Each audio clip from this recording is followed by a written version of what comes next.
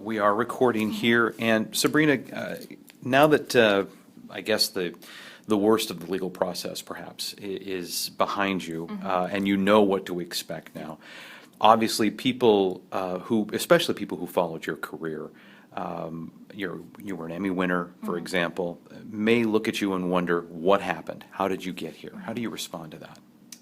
I mean, in response to that, you can look at the last 31 years of my life, and I've never had any issues. As you said, I've had a very good career, and the anomaly was the person that I was with, and that's really where the issues started. And I know why I ended up staying in a bad relationship as long as I did. I know why I didn't walk away, and I'm paying for that now, which, if that's the way I have to learn this lesson, then that's the way I learn it, so I'm not going to make the same mistake again. Okay. Speaking of your ex-fiance, Nick Gray, any other comments on how you ended up there? So I'll run it through because I've been kind of running that with everybody. But Okay. so we met online, and I didn't really know anything about his criminal past until maybe about 4 months or so into the relationship. And I was at his house, I was looking for something in a drawer, and I find parole paperwork. Stop and look up at him. Are you on parole? Takes a couple seconds, yes, and then he launches into the explanation as to what happened and how he served his time, and he's hasn't had any issues while on parole, and he's rehabilitated, and he has no plans on reoffending or ever going back to prison. And so I took some time. It's like, all right, give me a bit to process this, and we broke up for about a week, and then I thought about it, and I came to this realization, or whatever you want to call it, and I thought, you know what, everybody deserves a second chance, that a person's past shouldn't dictate who they are in the future, or that I shouldn't judge him based upon things that happened in his past. And if he says he's learned from it and he's done his time and served his sentence, then I'm going to give that a shot. And so you jump forward maybe about 8 months, and then the incident in Folsom happened, and that was March of 2013. And my therapist laid it out really easily. And reading about him and listening to voice recordings that he had done, and she just said it very matter-of-factly. He's a sociopath. He knows how to manipulate. He's a very charming guy. And he gave all of his attention to me, and it was all about me. And I hadn't had that in a relationship in a really long time. And unfortunately, that's one of the reasons why I stayed, because he's the one who kept coming back. He's the one who wanted to be with me. When any other guy that maybe I've been with has left for another woman or their career, this is the one person who wanted to stick it out with me. And so if he's willing to stick it out with me, then I was going to try and make it work with him. And with news and the way that I am in that and how successful I've been with that, I'm the type of person where I don't ask for help, and I figure out problems, and I like challenges, and I like to try and overcome obstacles. Great for a career, not great for a relationship. And when it came down to it, whenever a problem came up, it was, how do we fix this? How do we work around it? How do I get you help? Because I can maybe see the type of person, you're a good person at heart, you just have these issues, and if we can work through this, then everything will be worth it. When I should have just walked away. So is that the biggest lesson you take away from what's happened to you now, is a personal lesson? A very personal lesson, and one that I want to share with other people. Because I can take this, I can move on with my life and be okay. And be a better person because of it. But if I can share that with somebody and maybe help them get out of their bad relationship, then that's powerful. I had a woman come up to me a couple weeks ago when she realized who I was. She had said, I read your story. Reading that gave me motivation to get out of my bad relationship. And if I could do that on a bigger scale and maybe help out other women and realize why they're doing the things that they do, how they enable people, because that was the problem with Nick. I enabled him. I knew things that he had done, and I never turned him in, and I never walked away. I just stuck it out, and I should have. And I enabled, and by enabling, I condoned it, and I know that, and I accept that, which is why, because people have asked, why have you taken this deal? And I did play a role. I enabled him. I protected him when I shouldn't have. Because while my feelings for him may have been real, the feelings that he had for me were probably just a play the entire time. So do you still maintain that you had no involvement in the actual thefts? I can walk you through the day. Go if ahead. That's helpful. So a couple months before the incident in Folsom, we were actually at Folsom. The Coach store was in a different location, and they were in the process of moving. So I walked in, a woman recognized me, one of the salespeople. She helped me pick out a gift, and we're talking about the construction. She's like, oh yeah, we're moving to a bigger spot, and you should come by when it's done. And so now you jump to March 2013, and we're walking around Folsom, and we see the store, and it's like, oh, it's the new Folsom, we should go in and check it out. And we walked in, walked around for a bit. Nick ended up leaving, and then I hung around the store for a little bit longer, and then as I'm leaving, loss prevention comes up to me and says, the guy that you were with stole stuff.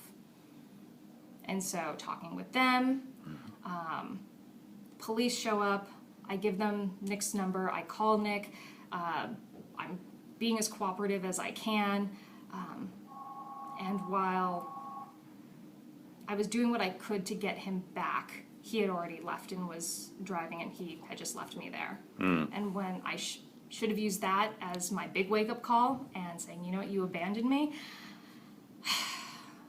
I reasoned it with his addiction. He was driving down to the city to go get methadone, and I stuck it out because I thought that, you know what, I reasoned it with, you know, it's part of the addiction, it's part of that, that's what's driving him, this is what's got a hold on him. It's not him. He wasn't himself. That he wasn't himself, that this is the motivation, that if he didn't have this addiction, then everything will be okay. So tried sticking it out, and we dated for a little bit longer after that. Things were not going well. I broke up with him. We were broken up for about a month or so, and I actually started seeing somebody new, and that's when Nick really panicked, because during our relationship, we'd broken up, gotten back together so many times, he probably just assumed that's the way it was going to be, and I was just so done. And so when I started seeing somebody else, he begs me to take him back and says, what do I need to do to make this better? I say, well, you need to go to a methadone clinic, you need to take care of that, you need to get a job, and you need to be at the end of my races, because I'm a runner, and you see all these people with signs and loved ones at the end of a finish line, and he was never there.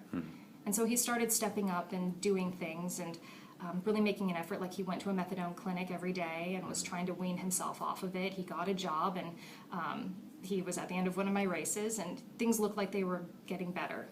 But he probably just got a lot better at hiding stuff from me as well. Okay. Given what the prosecutors were saying about text exchanges between the two of you, and the fact that the two of you had a home in South Sacramento that allegedly was burned down while he was involved in the manufacture of drugs, people are going to say, how did you not know that? How would a woman as intelligent as you, who is in a business where we have to be analytical, not see these things and somehow know that it's wrong, that you need to report him, whether you can move on or not personally? With anything involved with the fire, so what I can say is, doing the morning shift that I did, I kept really odd hours. So I would go to bed really early. Nick, like I said, is very good at being a manipulator and hiding things. And like I said, I think he just got a lot better at hiding things.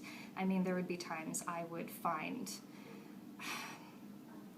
evidence of heroin in the garage, and I just looked at it, I tried to reason, it's a setback, it's gonna happen.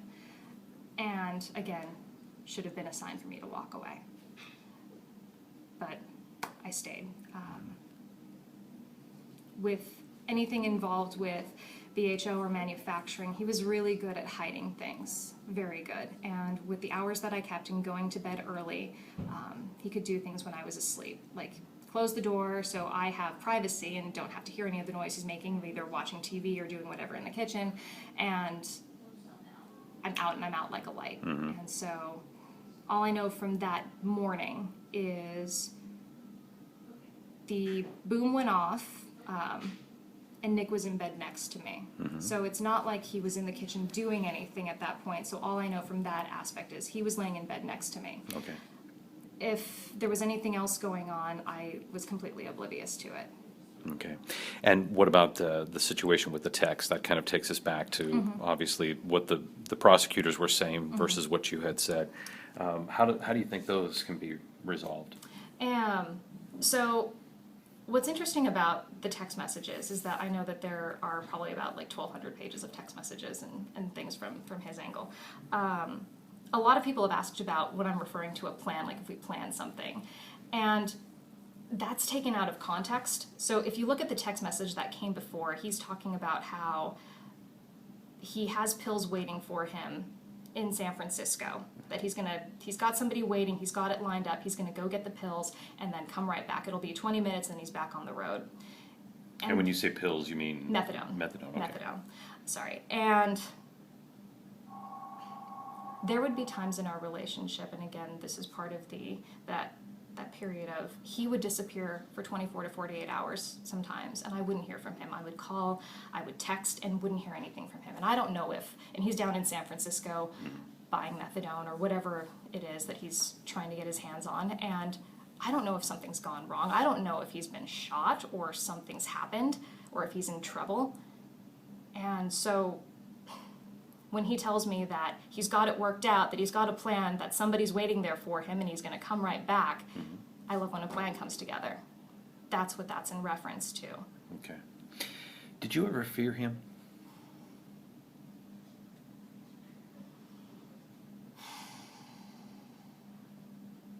No. He was never violent towards me.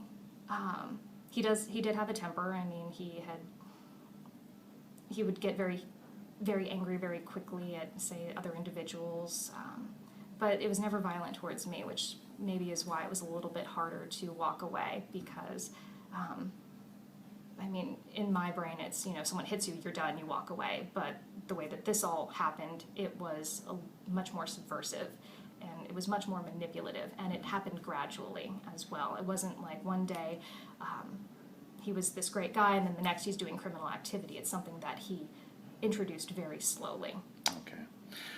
Would you, in your estimation, would you say that the way he manipulated you, it seems as though it was on a psychological level, the damage that you say he did, would you say that that's almost worse than physical damage, or just as bad? It's very comparable. It is very comparable. In my case, my bad relationship has just been reported on a very wide scale. It's gotten a lot more attention. If I was anybody else, no one would care about this story. No one would report it. Like a theft and conspiracy charge, like if I was anyone, no one would report this. But if it gets it out there, and learning the things I've learned, and if I could use that to help out other women and young girls avoid a similar path and staying with a bad relationship or continuing to fall for these guys, or why they keep doing it and why they enable, if I can do that, then that's taking this horrible negative that's happened in my life and doing something really good with it. Okay. Let's come back to the bit about moving forward. At this point, having been in journalism as long as you have, that journalists live on public trust. Yeah. Knowing that now your situation is very public. You had just done a story on shoplifting. People now may assume that you were being hypocritical, perhaps. But given all of that, do you think you can pull your career back together? Do you want to pull your career back together?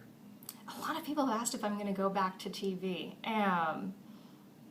A lot of people want me to go back to TV. I mean, it would take a really open-minded station and news director, I think, to see the positive of maybe hiring someone like me. Like, I've gotten an education in the legal system that not a lot of people get, and that you can't really learn from just reading about it.